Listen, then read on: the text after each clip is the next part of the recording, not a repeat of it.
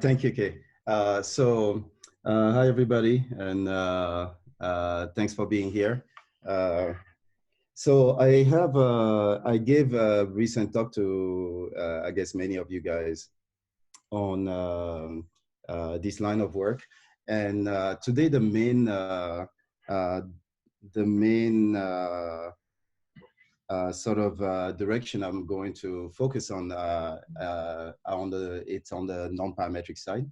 So this is about transfer learning. And the key idea is that we have data from a distribution P, as you see here. And we have a lot of data from a distribution P, and maybe a little bit of data from another distribution Q. But what we sort of care about is transferring information here. By that, we mean classification or regression problems using data from P to Q. So the error we care about is the error on the Q. So the non-parametric side of this problem, we worked on for a bit with Guillaume Martinet. And then we started looking at more of the parametric side of the problem with Steve Heinecke. And maybe towards the end of the talk, if there is time, I'll say a little bit about that. But that's what I sort of covered last week in this reading group that we have on domain adaptation. All right, please, since there is no physical audience, please interrupt me anytime. That's the only cue I have, that whether I'm going too fast or such. And yeah, and ask any question you like in the middle. All right, so let me see. So here, again, I just reintroduced the problem. We have IID data, so we'll mostly focus on classification. We have IID data from some distribution P, and we want to produce a classifier for a distribution Q. And here is the case study I use often to motivate the problem. So Apple Siri's voice assistant. Imagine Siri being trained initially on speech from American speakers. And initially, about, I don't know, 5-7 years ago when it was introduced, it really had a hard time understanding people with an accent. So if one tries to imagine what Apple had to do, it was somewhat of a costly solution, essentially acquire a lot more representative data and retrain quite a bit till it gets to work a bit better. So here, in this example, one can view the original data from American English speakers as that distribution P over speech signals. And the distribution Q we care about here would be essentially one that is representative of most English speakers. That would be Q. So a main practical goal in transfer learning is how do we cheaply transfer machine learning software, machine learning technology built on a particular data set that is not fully representative to a different domain, a different population. So transfer is a generic problem. And so for those who are familiar with domain adaptation and such, they realize this already. So, and touches upon many other practical problems we have, for instance, with representative data. So for instance, here in AI for judicial systems, there is tons of AI software deployed already, with some from Amazon, some from other players, deployed to help in the judicial system. But what is it trained on?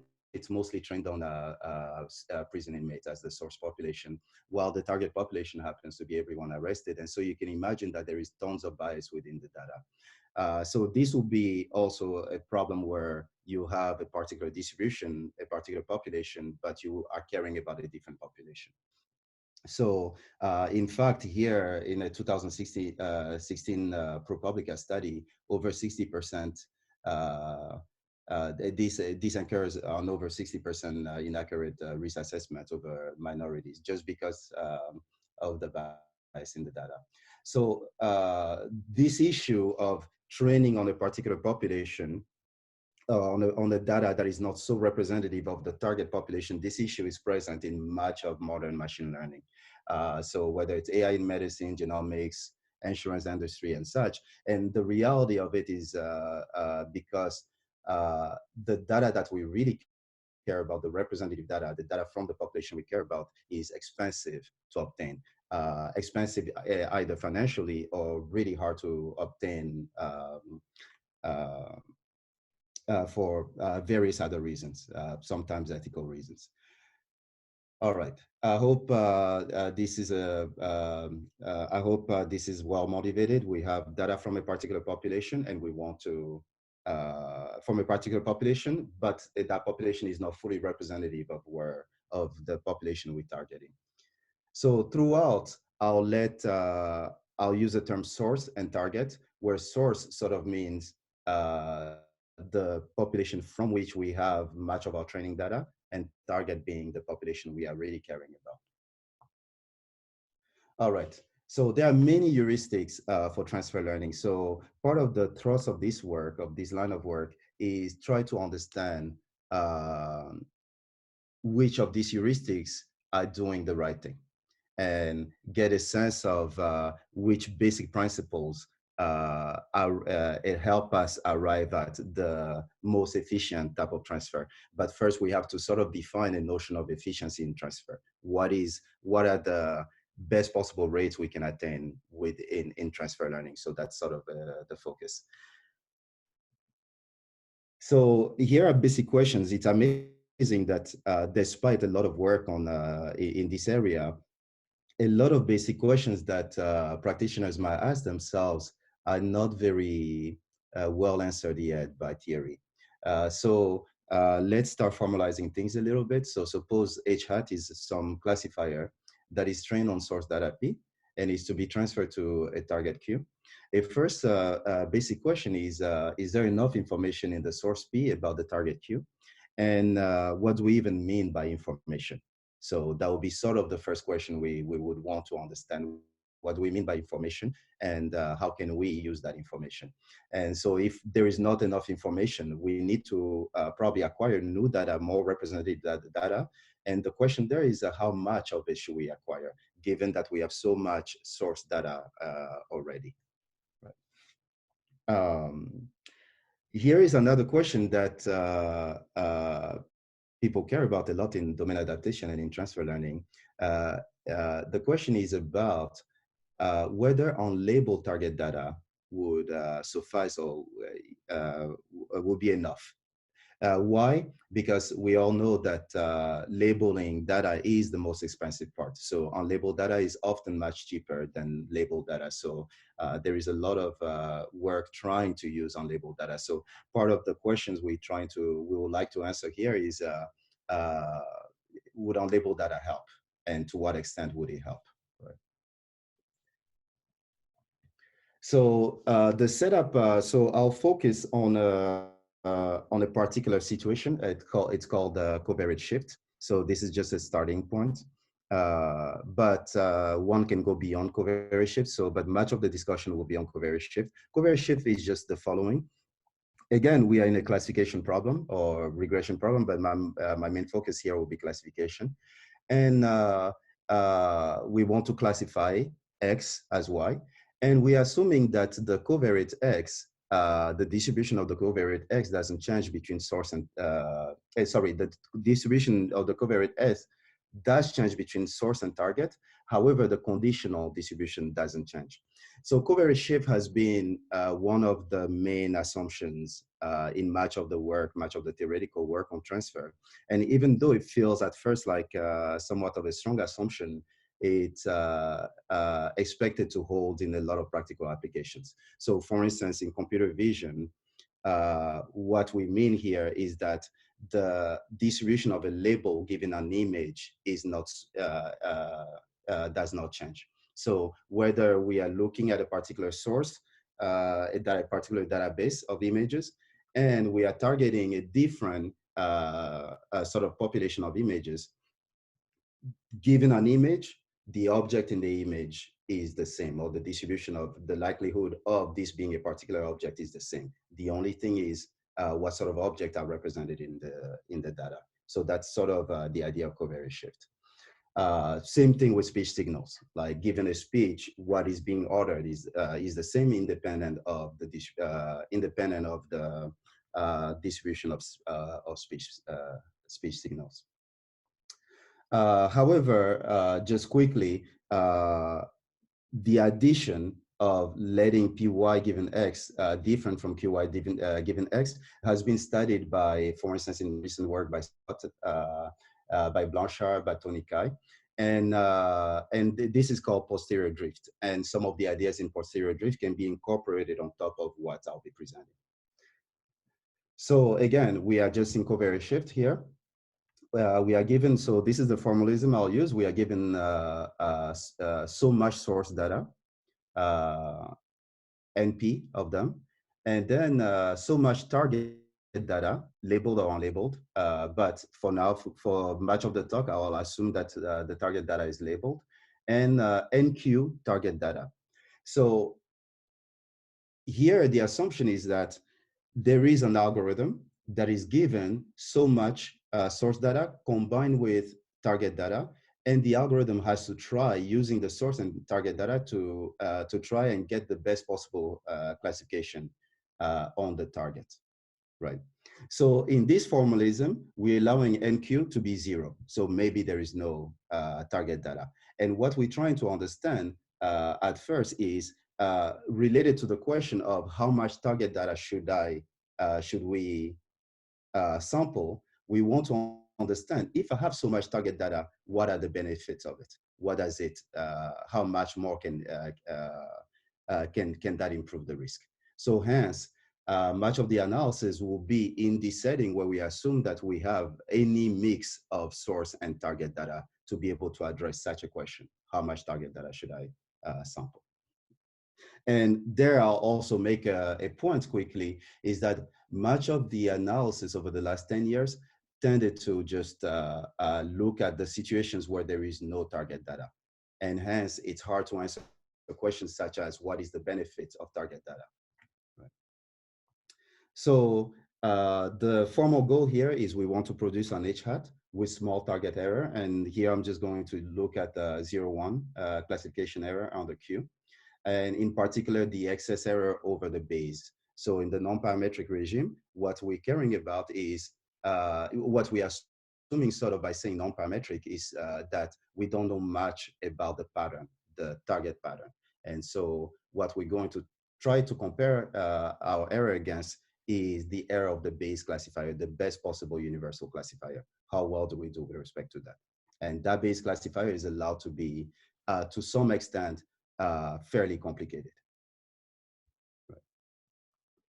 So what is the best error achievable under both sample sizes, NP and NQ? And we sort of understand quickly that this will have to do with the information in P about Q, the distance between P and Q. And here, because we've assumed a covariance shift where the main changes in PX and QX, we'll just be looking at the distance between PX, the marginal, and QX, the marginal.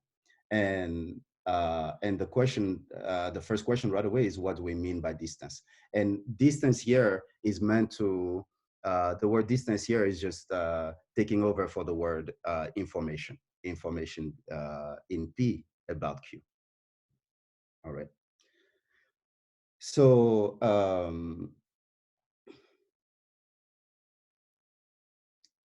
So however, you can imagine that many different notions of distance between distributions have been tried in the past. And the right notion remains unclear because we've tried so many notions, but we don't have a definitive answer as to which notion best captures transfer. So first thing I'll do is go over quickly some of the notions that have been tried. And summarize that quickly, and and also give you a sense of how much they can capture. So here, I'll start with a cartoon. and give you a basic intuition as to what people have been trying to capture, what people have been trying to formalize in notions of distance. So uh, here in this cartoon, we have a source distribution and a target distribution. The source distribution is over a bunch of squares and triangles. The target is over a bunch of squares and triangles, but the marginal distributions of these things has changed. The proportions of each object has changed. Now, the basic intuition in trying to capture a notion of distance is the following, is that transfer is easiest transfer is easiest in a non-parametric sense. It's easiest if P, the source, has sufficient mass in regions of large Q mass. So I'll pause there for a second. So here in this cartoon, here is a region of large Q mass. And the more the source covers that sort of region, the easier transfer should be in some sense, right? If you make a lot of mistakes on the target here, then that's not good. But in order to not make too much mistakes there, you need to have sort of observed the patterns there. So you hope that the source has sufficient mass in those regions. So many foundational results have formalized this type of intuition in one way or another. And here are some of the common notions of distance used. So I'll talk about the two main types that appear in the literature. So there are extensions of total variation. So here we're just looking at differences between Px of A and Qx of A over subset A of the data space, right? The difference between these various notions, dA divergence, Y discrepancy, and such, the difference between these various notions are really which subsets of the space we are looking over, which subsets of the space we are taking into account. And most of the time, the subset of the space taken into account have to do with which classification algorithms which classification algorithm we assume is being used. So given a finite given a finite VC class, for instance, you let the VC class, and in particular, you let the difference between classifiers determine these sets A that you are looking at. So if it's linear classifiers, you look at where the linear classifiers disagree, and then you define this notion of distance over these disagreement regions. So that's sort of one of the high-level approaches. Density ratios are another approach where you essentially just look at the density of Q with respect to P. So more formally, the Radon-Nikodym derivative of Q with respect to P over the data space. And there's been tons of work on that. Sugiyama, Belkin, Jordan, Wainwright all have worked on either using that for transfer or how to estimate it and such. So in essence, any notion you can imagine any notion of distance between distributions or divergence, information theoretic divergence between distribution has been tried to sort of understand the best one can do in transfer, the limitations of transfer and such. So what are the form of the results? The seminal results tend to take the following form, that if Px is close to Qx, so if the source and target are close to each other, then the easier transfer is. And so you have that flavor in much of these results. Close by, and it's intuitive, the closer, the easier transfer is. But however, the question we are asking here is, if any of these notions were to properly capture transfer, it should also give us a sense, it should be an if and only if statement. It should give us a sense that if Px is far from Qx, then transfer is hard. And I hope that's sort of clear, that we want a notion that captures the hardness of transfer, by essentially, if under this notion the two distributions are close, then transfer is easy. And if under this notion the two distributions are far, then transfer is hard. And I'll argue that much of the notions we've been looking at so far don't have this property. So uh, here, I'm just going to go back to the cartoon I was using. So here is the source distribution, here is the target distribution. It's easy to create, so if we're looking at extensions of total variation, it's easy to create situations where these notions of distance are high, yet transfer is easy. So for instance, if I look at this region of space, I can make the change in distribution large enough to get close to 1/2 so that the two distributions look like they are at distance 1/2 from each other. And under these type of notions, distance 1/2 would imply a classification error of about 1/2. Which will a classification error on the target about 1/2, which would mean that there is no transfer. At least that's the impression we'll get by measuring transferability through these notions. However, if again you look at this cartoon, I can put a linear separator here, and even though the two distributions seem far from each other, if I put a linear separator here, it will transfer well to the target. The same way, if I use a nearest neighbor approach, a nearest neighbor approach will transfer well also from source to target, even though the two distributions appear far on the total variation type distances. So in that sense, these distances are a bit pessimistic in measuring how far distributions are from each other, right? They are penalizing sort of the wrong area. So here is another example where in this example, I'm looking at notions of divergence, scale divergence, Rayleigh divergence, or even just any notion built on the density ratio between Q and P. So in this example, the target is of lower dimension than the source. So maybe it relies on the manifold, on the submanifold of the original space. And right away, KL divergence blows up to infinity. The density ratio is not well defined. So notions that are based on this will tell us that these two distributions are very far from each other. But then again, I can put a linear separator here and do very well on the target. So it will turn out, and I will sort of give a sense of it, that metrics in general are not the right notion to capture transfer because metrics are symmetric, and transfer is inherently an asymmetric problem. And I'll get to examples that will show that. So here is a new notion of distance that we've been looking at. And here, the formalism of it that I'll give is mostly for non-parametric tasks. So where we are in a non-parametric situation. Again, at the end of the talk, I'll extend such a formalism to situations where parametric situations where we have some modeling assumptions where, for instance, we assume that the best classifier is close to a finite VC class.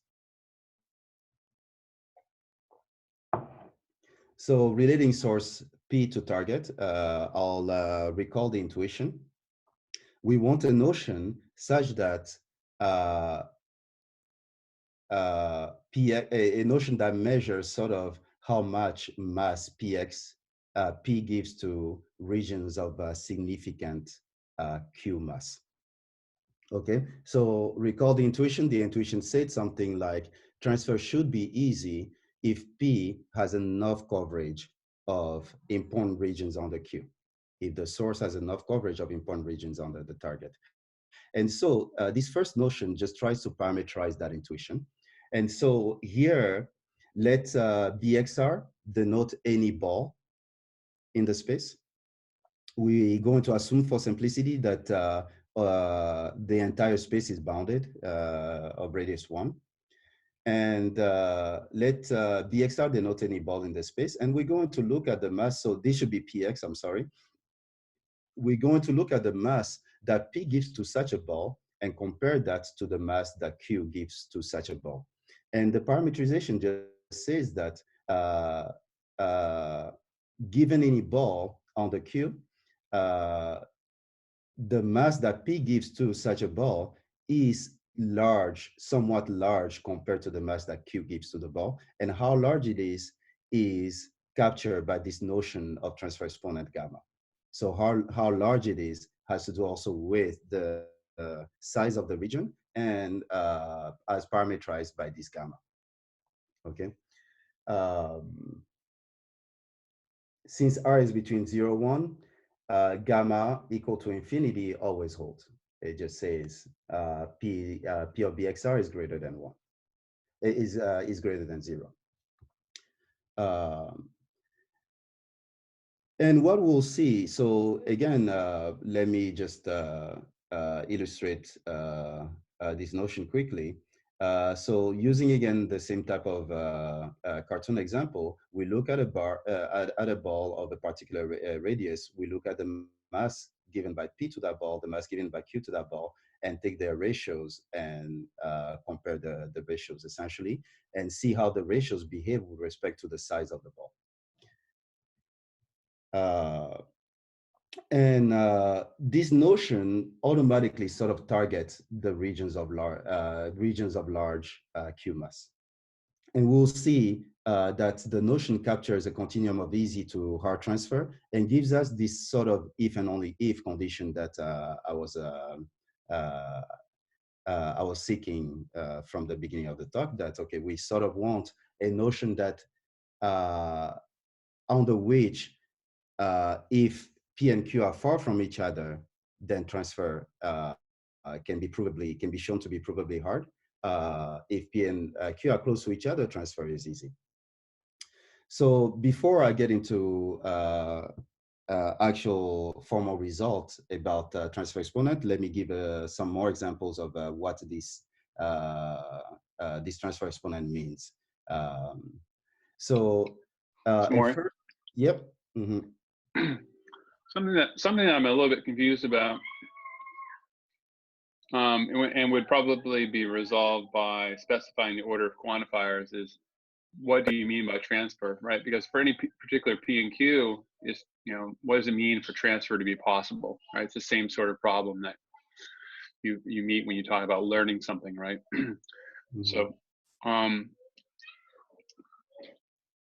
I guess implicitly you must be talking about classes of pairs P and Q that satisfy some property, and anyways, I imagine your theorem might clear it up, but at this point, I guess I don't really even know what transfer being possible might mean.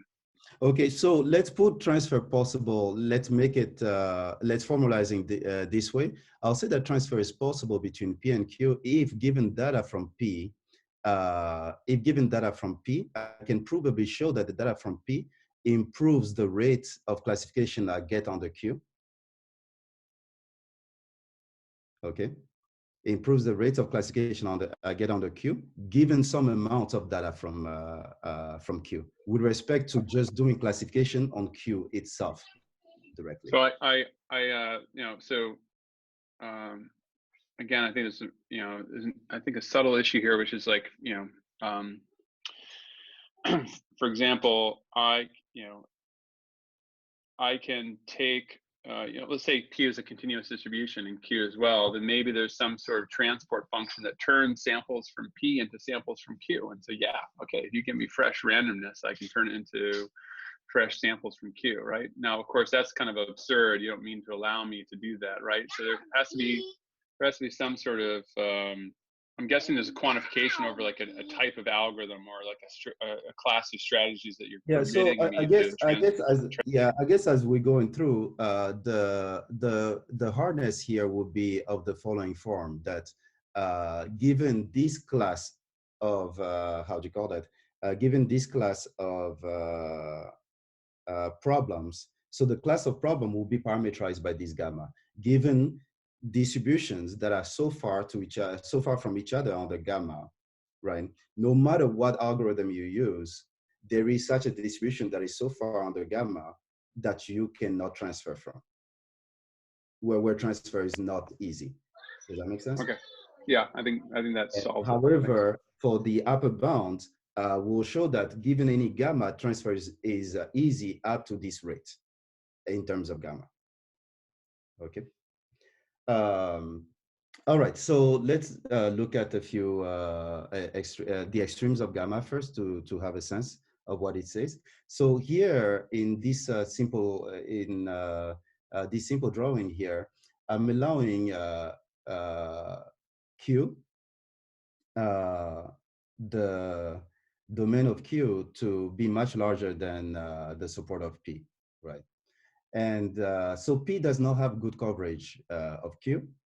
And these are situations where you can show that gamma is infinity. So it's really bad coverage between P and Q. So gamma will be infinity in these cases. These are, I just flipped the example. Now P has a lot of good coverage of Q, and gamma is 0 in this case. So you can assume here that P is sort of uniform over its support, Q is sort of uniform over its support, and then you do the computation, you'll see that gamma will be 0 up to allowing for a constant term. So here, right away, is also an example where you see that gamma is an asymmetric notion, right? All I did was flip the example.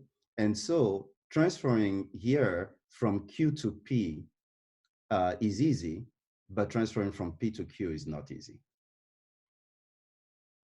Just simply because Q covers P well, P doesn't cover Q well, right?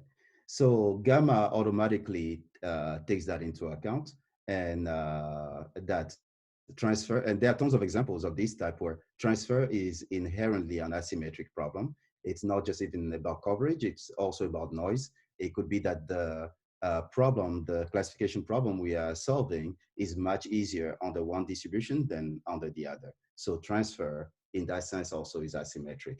And so such an asymmetry is not, it cannot be captured by metrics that force symmetry in the notion of distance between two distributions.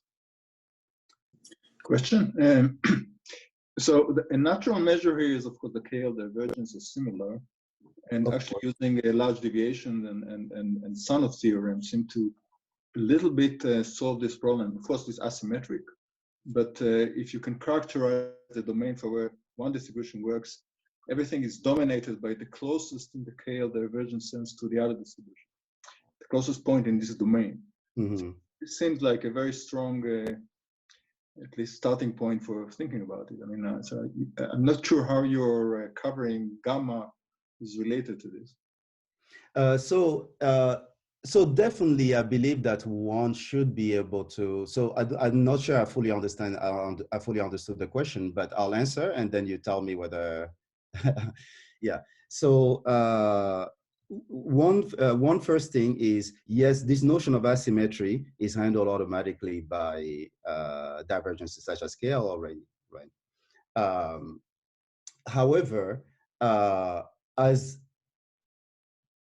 given the examples I gave a minute ago, if you consider situations, that I'll give that example again in a second, if you consider situations where KL blows up, this notion of gamma can still be maintained very small.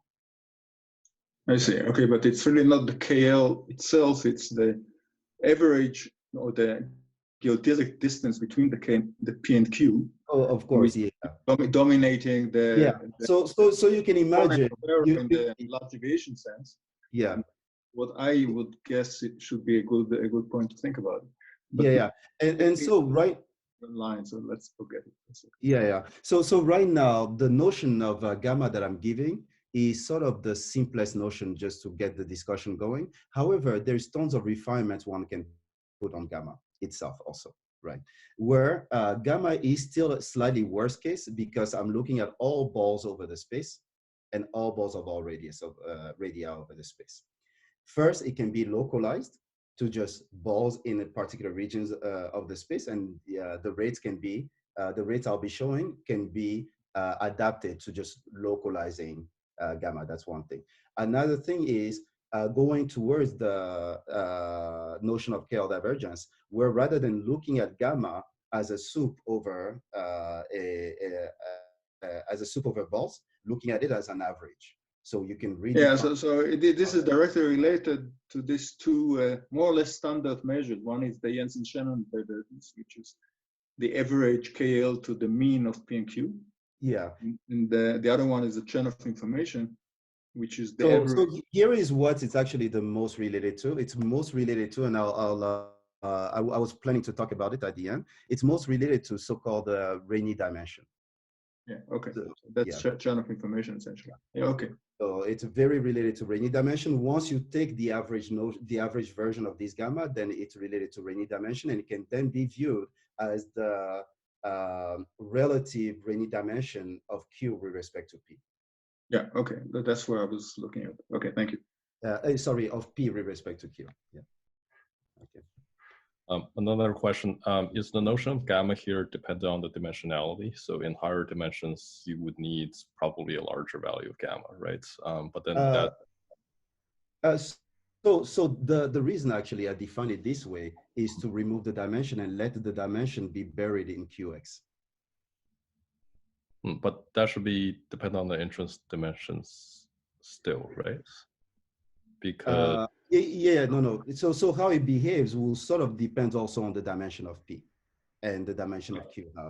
That would also be part of it. But however, I don't view it really as depending on dimension, because I can keep gamma at any level in any dimension by just absorbing the dimension into Q, right? So for instance, I can keep gamma to 0 by just letting Q be uniform on the hypersphere, and letting P be uniform on the same hypersphere. Right. Okay.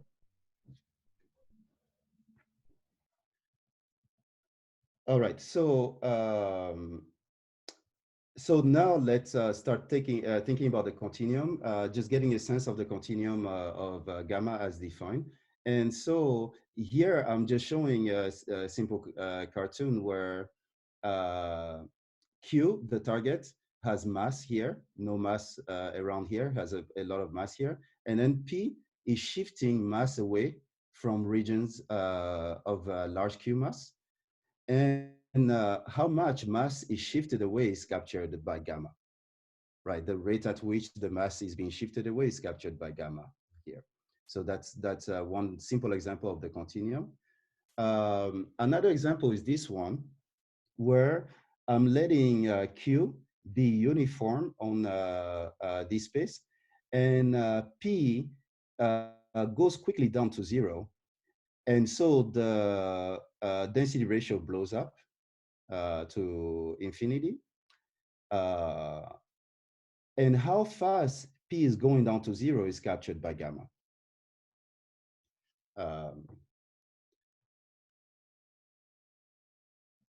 So in this particular sense, gamma can be viewed as as measuring how singular, informally, how singular Q is with respect to P.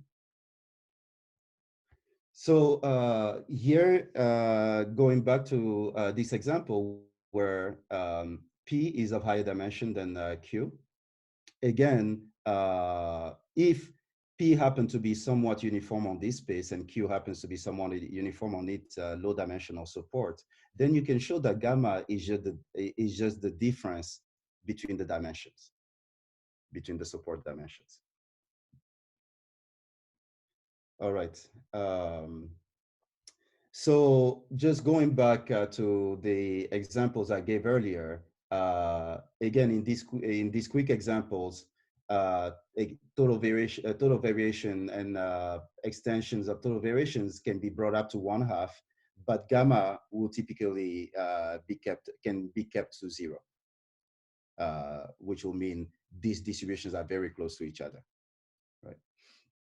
And the difference here is just really in the fact that it is looking at the behavior of ratios of mass with respect to the size of the space, rather than looking at the difference in mass soup over the space. That's sort of what's helping here. Again, same example as before, where one is of lower dimension, and gamma here in this example is just 1. So now I've been saying that, that gamma captures the performance limits on the transfer. And now let me formalize a way in which. So for this formalism, I have to set up traditional assumptions within non-parametrics, within non-parametric classification. And so to give you, because it's a lot of assumptions, I just want to first give you a sense of what those traditional assumptions are trying to capture for classification.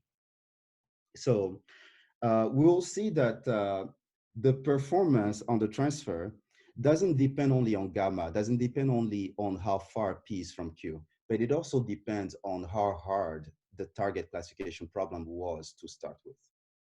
And that will be captured in the rates that we'll get. And so we first want to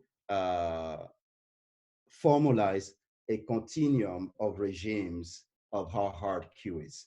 So here, I'll just appeal to your intuition. This is an easy problem, an easy target problem, because there is a lot of margin. It's not that noisy around the boundary, right? This is an easy problem.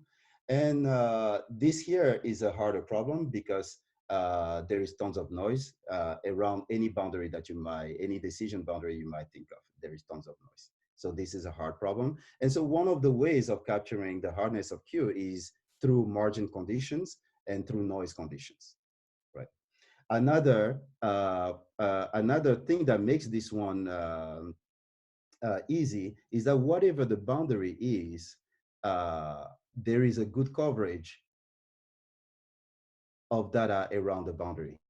So one thing that makes classification hard also is if the boundary is not easily discovered because of how much mass the distribution puts on the boundary. So it's not only the noise, but also how much mass the distribution puts on the boundary. So those are the things that we'll try to capture. And traditionally, in non-parametric classification, those are the notions that have been formalized and parametrized to get a continuum of easy to hard classification. So using that, we'll see that there is also a continuum of easy to hard transfer, not only depending on gamma, how far P is from Q, but also on how hard Q is. So parametrizing this thing, we're just going to assume that the domain is compact, Y is 0, 1. The traditional noise conditions in non-parametrics will say, so here we're looking at eta of X, which is the expected label given X. We assume that this thing is smooth, that it doesn't change too much. How much it changes depends on alpha. If alpha is small, it changes faster. If alpha is large, it doesn't change as fast. So it's just a simple sort of Lipschitz or Holder condition on eta. Noise margin conditions, these are called Tibakov's noise margin conditions.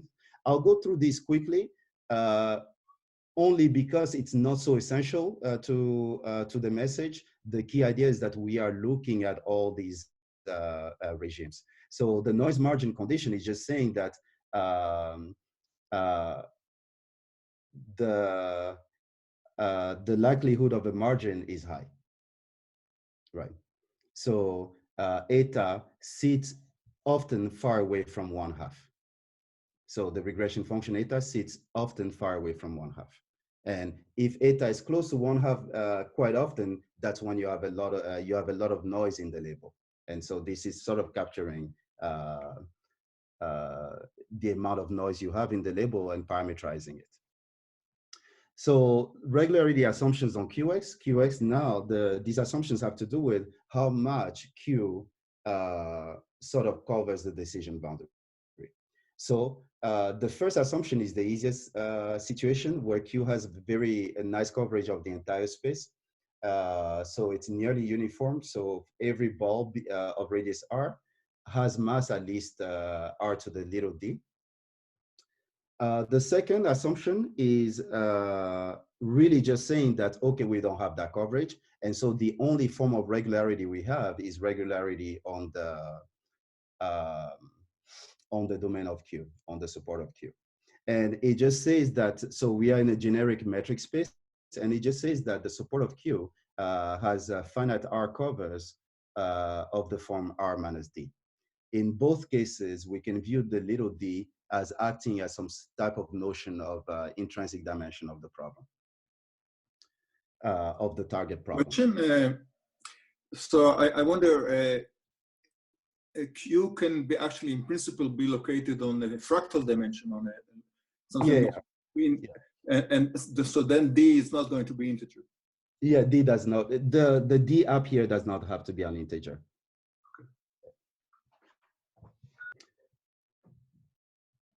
All right, so all that we need to remember here is that classification is easiest with large alpha and beta, which sort of control the noise margin, and with small d, small dimension. And it will turn out that transfer is also easiest under those conditions. So whenever the target is easy, the target classification problem is easy, transfer becomes easier also. So the minimax rates of transfer are given as follows. So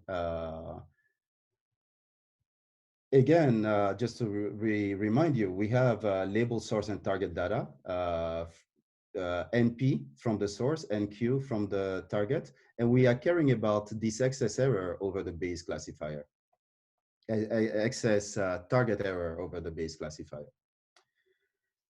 So the main theorem takes this form. It's a little complicated, but I'll spend a little time on it here. Here I'm looking at the minimax excess, expected excess risk on the Q for any classifier that has access to data of size NP from the source and data NQ from the target. And the inf soup just says the following. One, there exists a classifier that attains this risk. And it says two, that for any classifier, there exists a distribution that is, there exist pairs of distributions that are gamma far apart, for which the classifier can attain a risk no better than this. So, okay, you just raise your hand, thank you. So that goes to answer Dan's question a little bit. Now the D0 here, just to parse the, I'm hiding a lot of things in the rates here because I don't want to get bogged down by the meaning of every little thing. The D0 here has to do with which assumptions we made on QX, whether QX is near uniform or not. And the D0 can be viewed as, in non-parametric, this D0 is sort of well understood. The D0 is some type of intrinsic dimension or intrinsic complexity of the non-parametric problem itself, of the target problem itself. Okay. And now what we have here is that the rate behaves like the rate is in terms of both sample sizes, where NQ, the target sample size, is here. And then we have an effective sample size from the source. Okay, it gives us some type of effective sample size from the source. And the key point here is that the effective sample size from the source is controlled by gamma. When gamma is 0, then we have NP, D0 over D0, so we just have NP. At gamma equal to at gamma equal to 0, what we get is that the entire source sample is useful to the rate. When gamma is infinity, then the source sample disappears. That's the case where we have the hardest transfer. So as gamma grows up, transfer is getting harder because the source sample is contributing less and less to the rate. Samory, yeah. In your definition of excess error, is the infimum, is that the Bayes error rate, or That's the is there a Bayes error rate. class implicit? Okay. That's the Bayes error rate. There is no class assumption, right? Okay. So all the assumptions on the Bayes are really essentially given here. These all these assumptions capture how well the Bayes can do. All right. So transfer, in this sense, transfer seems easiest as gamma goes to 0 and hardest as gamma goes to infinity in this minimax sense. All right.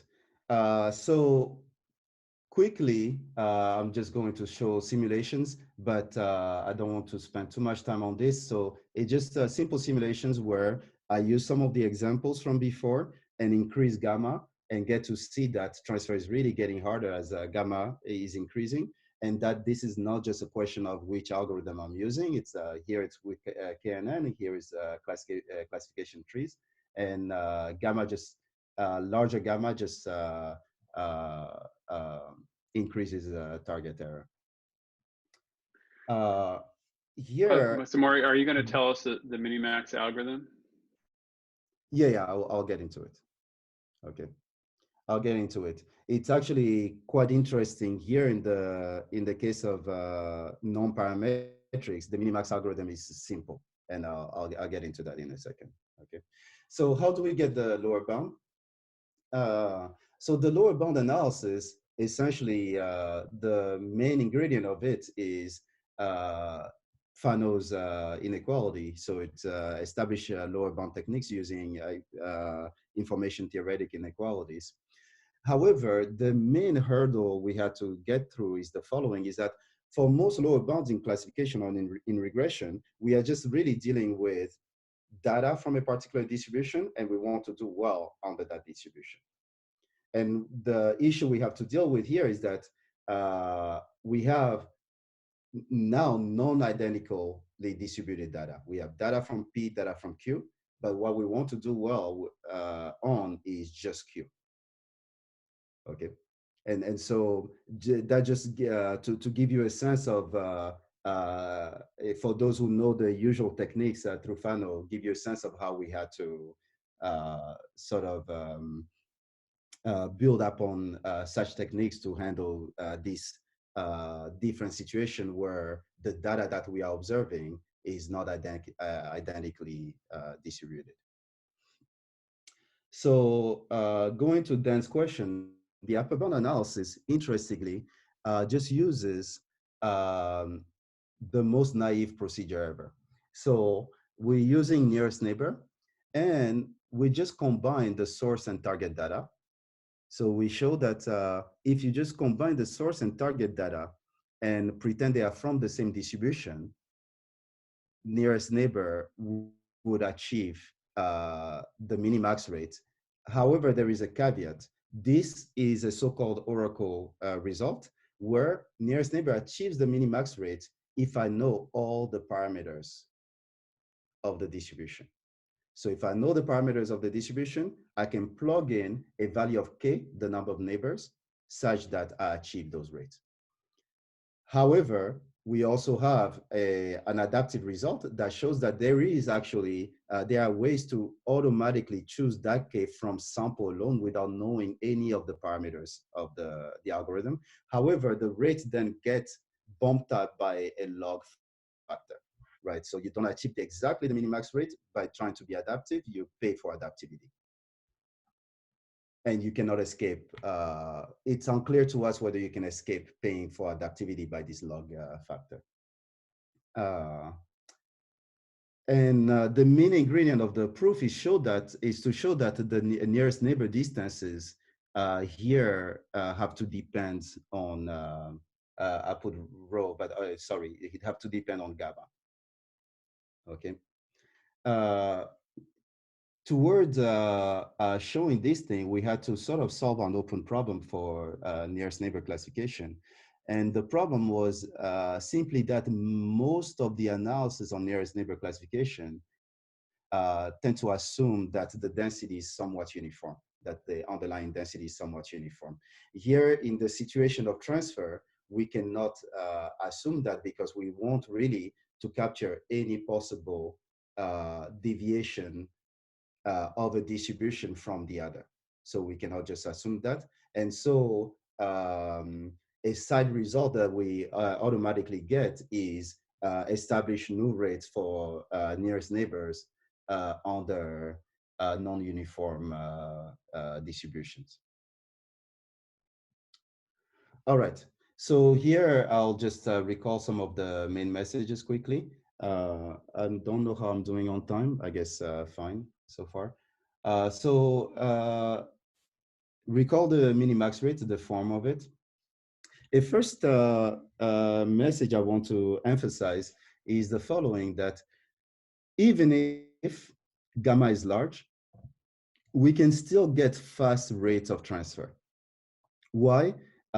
Because of these noise conditions. If there is nearly no noise in the target, the problem is that easy. So there is a large margin in the target. So beta going to infinity means there is a large margin in the target classification.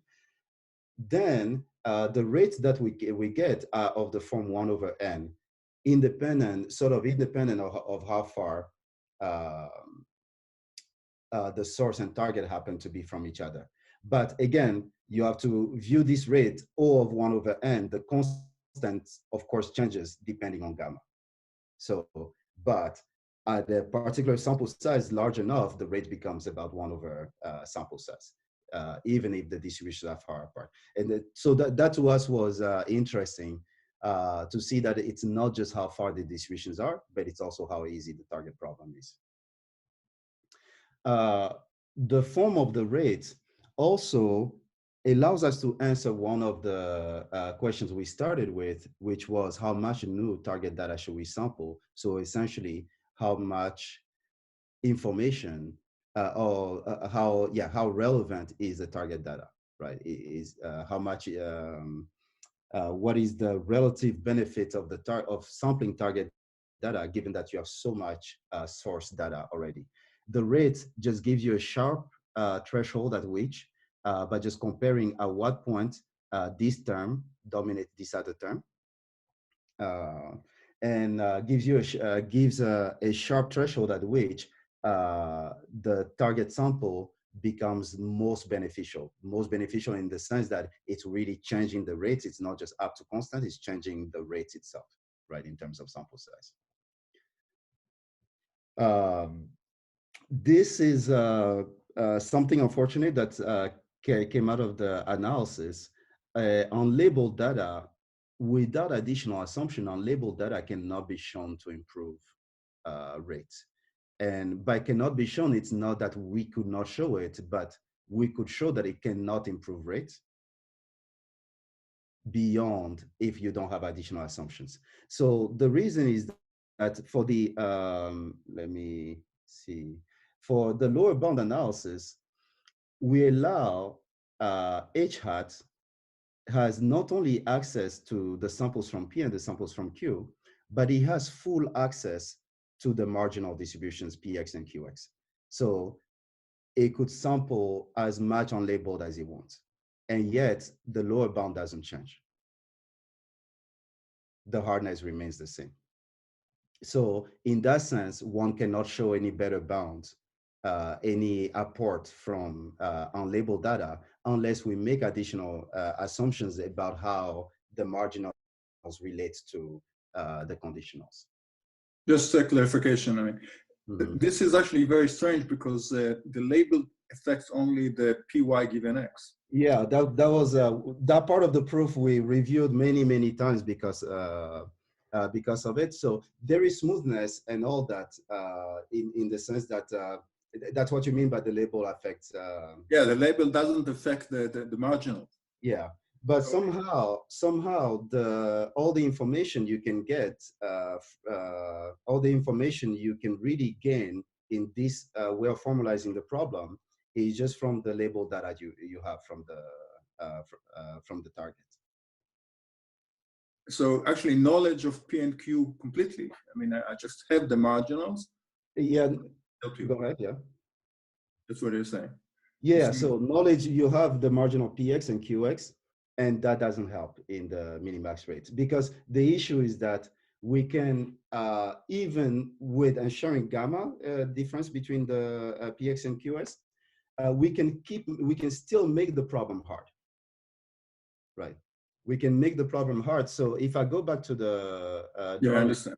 yeah. So what we did here is we put a small region where we keep changing the sign of the classifier, right?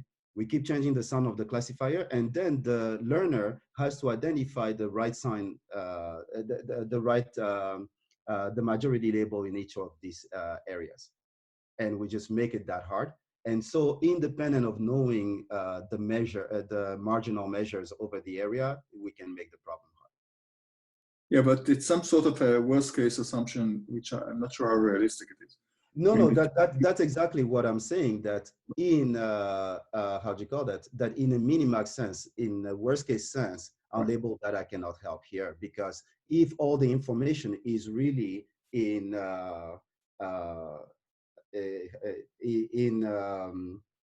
label flips, essentially, you just cannot do much more. So this is, so some more quick question. So this is because you said there were two factors, right? It was how different the marginals were, like the asymmetric distance between P and Q, but also how hard the problem is. So now you're saying you can make the problem harder, and unlabeled data won't help you out. Oh, no, okay, I understand. I'm saying that, yes, I can make the problem, the moment the problem is becoming easy, right? Because here, we are really allowing the problem to go from hard to easy through this beta and through this D0, right? But the moment the problem becomes easy, it was easy already. It was that easy already in some sense.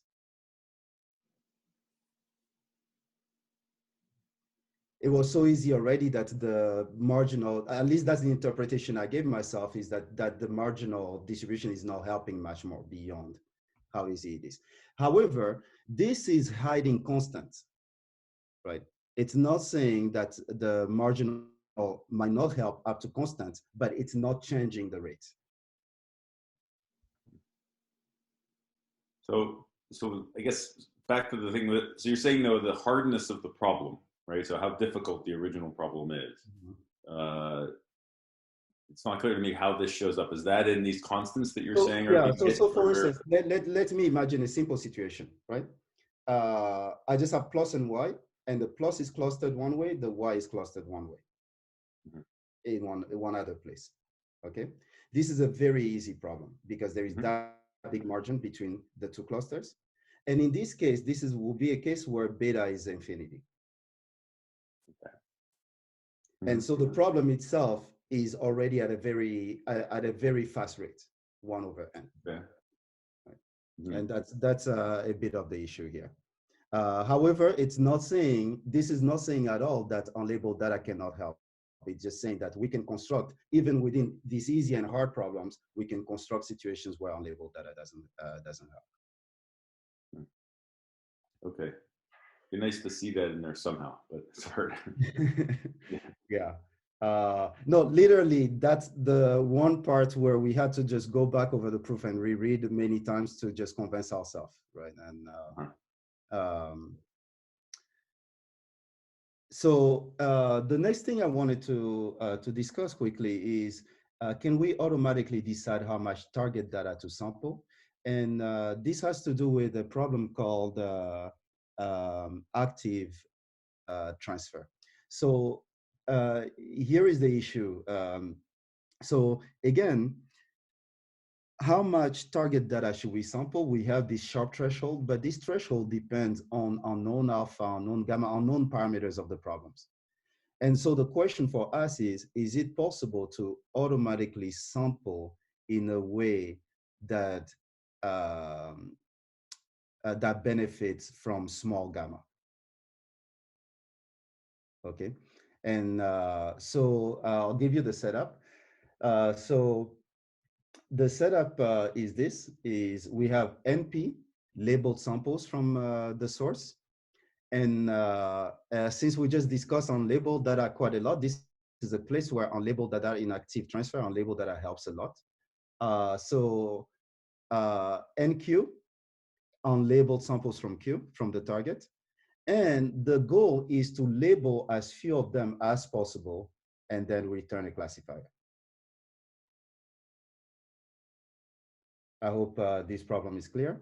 And so I'll discuss a simple heuristic, and the heuristic actually is due to Berlin and Erner.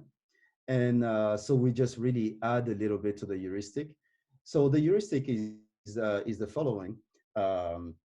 So first we can define gamma, locally over regions, over smaller regions of space. We can say, okay, what is the distance between P and Q in this small region of space? And so then the idea is to sample in only in those regions with large gamma of A. In other words, another way to put it is to say that we essentially label those regions that have a lot of mass on the Q, but have few samples from P. Okay. On top of it, because we have labeled data from P, we can also remove regions where we already have confident labeling by using just the data from P. Okay, if using just the data from P, I'm sort of confident in the labeling of a particular point, I don't have to ask for it to label. And then now only in those regions where I don't have confidence, then I'll start looking at gamma of those regions and say, do I have enough coverage? If I don't have enough coverage from P, then I ask for a label. So that's the high level of this heuristic. We can show one that the heuristic attains the minimax rate that I gave before, and that the amount of sampling required by the heuristic has to do with gamma itself. So here is some experiments with the heuristic. For this experiment, we are looking at CFAR10.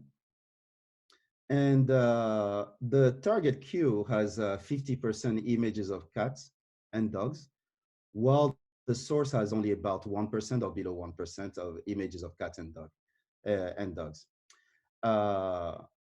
We're going to use nearest neighbor, but the feature space in which we are working is the last layer of a DeepNN, of a pre-trained DeepNN over CFAR. So I'm just using the DeepNN as a feature space on which we are running KNN. And so here are some of the results.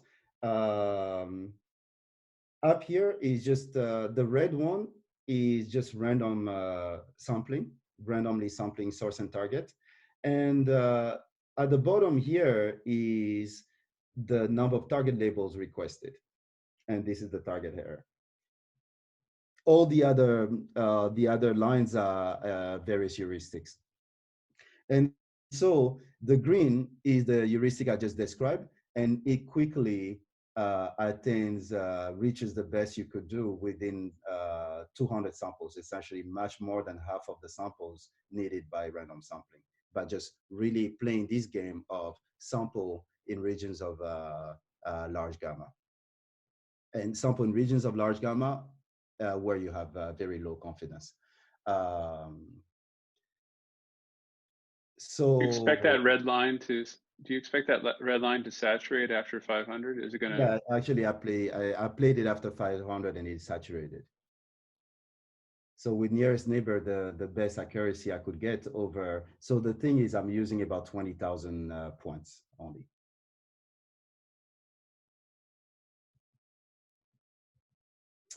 All right, so I'll quickly summarize and then talk a little bit about new directions if there are no questions.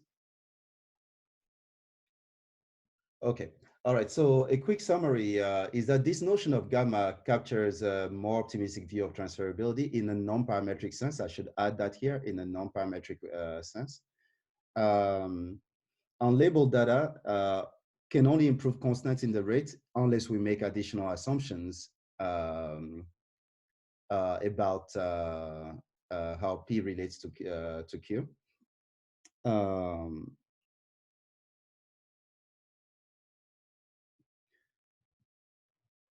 adaptive sampling is possible without knowledge of gamma. So in the heuristic I was showing, one, the heuristic does not know gamma a priori, and it just, so it never learns the global gamma. It just looks at these small local notions of gamma and uses that.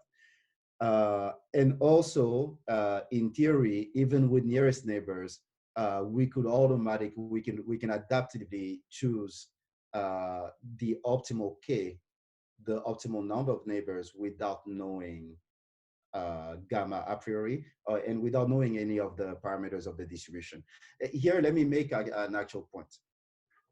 A naive procedure that tries to do cross-validation cannot attain the rates I gave before. The reason being that what would you do cross-validation on? You do cross-validation on the target. There are NQ samples in the target. Maybe you take half of it, you set half of it aside to as a validation set. Then the best error you can get on that validation set behaves like 1 over square root NQ. The rate you can get is much better than 1 over square root NQ. That 1 over square root NQ is the would become the best rate you could get out of cross validation. I hope that that's sort of clear. So so in this whole line of work, there was that question: is it possible to attain these rates that are much better than 1 over square root Q without knowledge of the distributional parameters? And so what I haven't described in this talk is the approach to choosing the K optimally. And that approach, I'll just say at a high level, what that approach does is at every particular point, it plays a game. It's essentially, for those who are used to non-parametrics, there is this so-called Levsky's method that is there for whenever cross-validation is not giving you the right rate. And what Levsky's method does is it tries to sort of, I'll just put it in a simple way, it tries to find an elbow in your error rate in some sense. Okay, so it tries to balance bias and variance by just looking at sample-based quantities. All right, so adaptive sampling is possible even without knowledge of gamma. I guess my last point here is much of the work in domain adaptation has to do with, I would say a lot of the work has to do with trying to learn the distance between distributions, between source and target. However, it's my belief that often just that problem of learning the distance between distributions is often a harder problem than transfer itself. Distance between distributions, whether it's divergences and such, are very hard to learn. And hence, that particular thrust in this line of work is, can we find adaptive algorithms? Maybe this is the right notion of distance between distributions to use to capture the notion of transfer. We don't want to learn it. Is there an algorithm that automatically does as well as possible without knowing that notion a priori and without trying to effectively learn it from data? All right, so some of the new directions really about refining gamma. We have talked already a little bit about some refinements that have to do with relating it to notions such as Rényi relative, such as Rényi dimensions. So new refinements that look at an average version of gamma. So those are, for instance, refinements we're working on. Here, the main type of refinement I want to discuss quickly is work I've been doing with Steve Haneke. And the main motivation is the fact that the notion of gamma I just presented is in some sense still worst case because it's looking at all balls over the space and comparing the ratios of masses of these balls over the space. Rather than balls, looking at all balls is sort of like looking at all measurable sets of the space. But so rather than looking at all these measurable sets over the space, one might make an assumption about a family H of predictors. So maybe it's support vector machines, maybe it's neural net. And within that family, the question will be, how well can we transfer within that family? And one quick intuition we've been adding to this notion of gamma is an intuition that already existed, which I described a bit earlier, which is look at only the disagreement regions over classifiers in the family. So if these are linear classifiers, this is the disagreement region. Those are the only regions where I'm going to measure the ratio of masses between source and target. This type of notion is already there in, for instance, DA wide discrepancy DA divergences of Shai Ben David and Miriam Mori, but where the only issue is that they build on this, but as an extension of total variation and get a metric at the end. So that's the only issue there. Samory? Sorry? I was going to ask, do you get anything from looking at, rather than the law P and Q, but looking at, say, the push forward of that law on the empirical process or something like that, and then comparing these two measures on that space? So I haven't thought much about that, but my generic answer would be that at least as far as lower bounds go, that will not help, right? Because the lower bound here says no matter what the procedure is, right? No matter what you do with the data. And so I would imagine that without some idea of what the right push forward is between Q and P, you might not be able to do much, right? Sure. And again, going even back to the lower bound, allowing QX, allowing full knowledge of QS and PX, that means that you even have full knowledge of the push forwards between PX and QX. And yet, despite that, because you don't have knowledge of how the regression function changes over space, it doesn't help. Okay. All right. So quickly, I'll just say some of the new messages we're getting out of this new line of work with Steve Haneke. So one, by just reformulating gamma this way, we can get similar result as before, but that are very classification that are specific to the hypothesis class H. So we get minimax rates, and these rates now are specific to a given class H, and the rates in themselves hold, the lower bounds on it hold for any class H. It's not that the lower bounds are, that there exists a class H, but the lower bounds hold for any class H, hold for any pair of distribution with any given gamma. So again, now, because we have those rates, we have a notion of a best possible performance, we can now start trying to classify heuristics into minimax optimal and not minimax optimal. So here, without estimating gamma, so these are all heuristics that are adaptive to gamma. So without estimating gamma, we showed that, again, when there is no classification noise, when the problem is easy, then just doing ERM, empirical risk minimization, over combined source and target data is minimax optimal. So here you just combine everything. You're agnostic to the fact that the two data sets come from different distributions. If the problem, the target problem is easy, like there is no classification noise, there is margin, then just that combination is optimal in this case. And we are again on the covariance shift. Any level of noise. However, soon as we allow noise into the problem, then we can show that that first algorithm cannot be optimal.